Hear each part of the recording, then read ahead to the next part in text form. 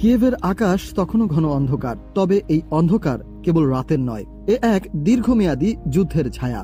ভোর হওয়ার আগেই একটি অ্যাপার্টমেন্ট ভবন কেঁপে ওঠে এক বিস্ফোরণে, ভেঙে পড়ে কাঁচ, দেয়াল হয়ে যায় চূর্ণ বিচূর্ণ।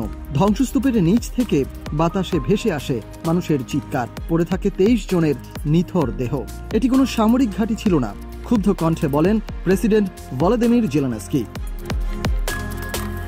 এই হামলার কোনো সামরিক উদ্দেশ্য ছিল না। ঠিক সেই সময়ে 1000 কিলোমিটার দূরে সেন্ট পিটার্সবার্গে ভ্লাদিমির পুতিন বলছিলেন, রুশ ও ইউক্রেনীয়রা এক জাতি, সেই অর্থে পুরো ইউক্রেনই আমাদের।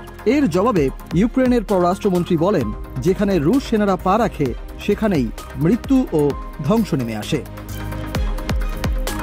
সেই সময়ের এই উক্তিগুলো শুধু বক্তব্যই নয়, এ যেন এক ভয়ঙ্কর আগুনের সংকেত। পুতিনের এই ঘোষণার মধ্যেই নিজেদের প্রস্তুতি নিয়ে ব্যস্ত ইউরোপ। জাতিসংঘ বলছে 2024 সালে ইউক্রেন থেকে পালিয়েছে 6.9 মিলিয়ন মানুষ। অভ্যন্তরীণ বাস্তুচ্যুতের সংখ্যা প্রায় 3.7 মিলিয়ন। 45,000-এর বেশি শিশু নিখোঁজ ও পরিবারহীন। একটি শিশুর ডায়েরির পাতা খুলে দেখা যায় তার আর্তনাদের কথা। শিশুটি তার কোমল হাতে লিখেছে, রাতে কান্না থামে না, স্কুল নেই, খেলার মাঠ নেই, শুধু শব্দ শব্দ শব্দ। বর্তমানে প্রায় 7 লাখ রাশিয়ান সেনা অবস্থান করছে ইউক্রেনে।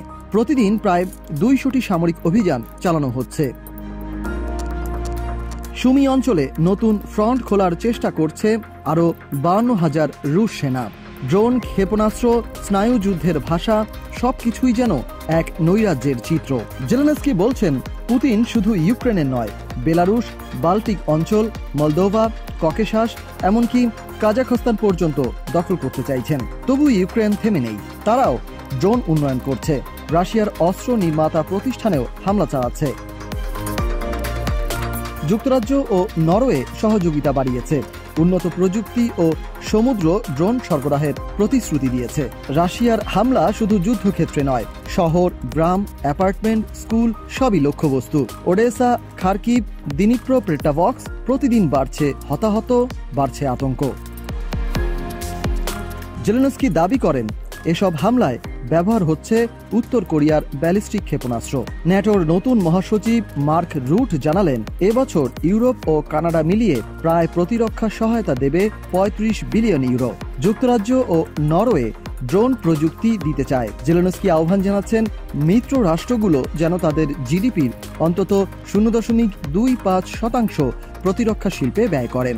লন্ডনের সামিটে ইউকে ঘোষণা করেছে 5,000+ air defence missile, 1.6 billion euro বরাদ্দ এবং ইউরোপীয় নিরাপত্তা পুনর্গঠনের পরিকল্পনা করবে। যুক্তরাষ্ট্র থেকে সহায়তা বন্ধ থাকায় ইউরোপের এই তৎপরতা এখন শুধু কূটনীতি নয়, এখন এটি এক অস্তিত্বের প্রশ্ন হয়ে দাঁড়িয়েছে। কিন্তু যুক্তরাষ্ট্র, ডোনাল্ড ট্রাম্প এখনও ইউক্রেনকে সামরিক সহায়তা দেওয়ার বিষয়ে নিশ্চিত করেনি। যদিও তিনি প্যাট্রিয়ট ক্ষেপণাস্ত্র দেওয়ার কথা বলছেন, কিন্তু সঙ্গেই জুড়ে দিয়েছেন একটি কৌশলী শর্ত, এই ক্ষেপণাস্ত্র আমেরিকাও জরুরিভাবে ব্যবহার করছে। তবে প্রেসিডেন্ট ট্রাম্প বলেন, পুতিন ভুল পথ অনুসরণ করছে। এই যুদ্ধ শুধু রাশিয়া ও ইউক্রেনের মধ্যে সীমাবদ্ধ নয়, এর ছায়া পড়েছে জার্মানি, যুক্তরাজ্য, নরওয়ে, এমনকি স্লোভাকিয়ার রাজধানীতেও। জার্মানি তাদের নতুন প্রতিরক্ষা কৌশলে রাশিয়াকে অস্তিত্বের জন্য হুমকি বলে উল্লেখ করেছে। তারা ঘোষণা দিয়েছে 2035 সালের মধ্যে জিডিপির 5% ব্যয় করবে প্রতিরক্ষায়। আর স্লোভাকিয়া শুধু ইউক্রেনের ইইউ সদস্য পদে ভেটো দেয়নি, ন্যাটো থেকে বেরিয়ে যাওয়ারও ইঙ্গিত দিয়েছে। তবে অস্ট্রিয়ার সাবেক প্রতিরক্ষা মন্ত্রী এই প্রসঙ্গ টেনে বলেন, স্লোভাকিয়া যদি বেরিয়ে যায় তবে অস্ট্রিয়ার যোগদানের সম্ভাবনা বেড়ে যাবে। এ যুদ্ধ শুধু মাটির জন্য নয়, মানচিত্রের পুনর্নির্মাণের চেষ্টা। নিরাপত্তা, জাতিসত্তা, ভূ রাজনীতি একসঙ্গে বিস্ফোরিত হচ্ছে ইউক্রেনের ভূমিতে। ন্যাটোতে ইউক্রেনের ভবিষ্যৎ এখনো ঝুলে আছে রাজনৈতিক প্রতিশ্রুতির সুতোয়।